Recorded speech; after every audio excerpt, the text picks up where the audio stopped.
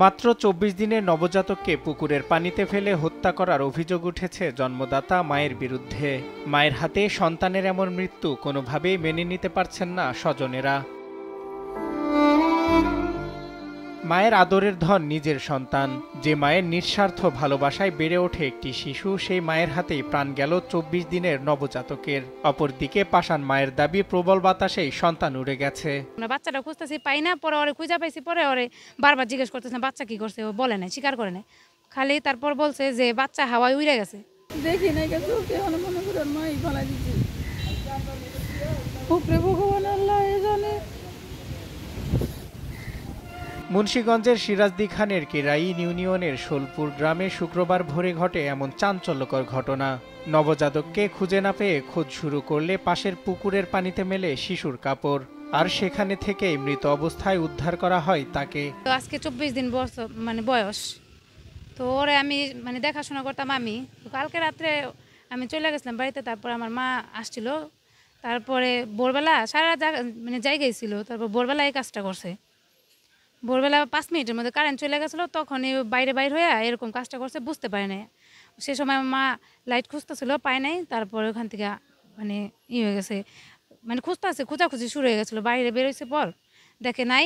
স্থানীয়রা জানান, মা সারথী মণ্ডল মানসিক ভারসাম্যহীন হওয়ায় তার চলাফেরায় ভিন্নতা দেখা যায়। এদিকে শিশুটির পিতা দীনেশ মণ্ডল বলেন, সকালে স্ত্রী সন্তানকে বাড়িতে আনার কথা ছিল, এরই মধ্যে শুনি সন্তান হারিয়ে গেছে। দীর্ঘ ৫ ঘন্টা পর পুকুরে পাওয়া যায় শিশুটিকে। আমার স্ত্রী পাতা থেকে আমার বাচ্চা ফেলবার লেগে আর বেকি আবার করা লাগছে। তো এখানে পাই নাই, পরিশেষ পর্যন্ত আমরা পাইলাম না। পরে আমরা আরো বলছেন আমার এলাকার লোক নিয়ে গেছি।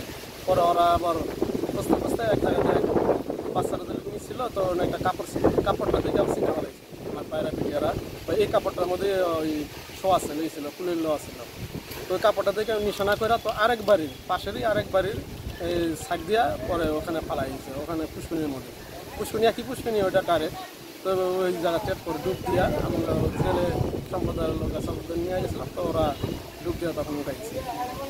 এ ঘটনায় অভিযুক্ত মা সারথী মণ্ডলকে আটক করে থানা পুলিশ।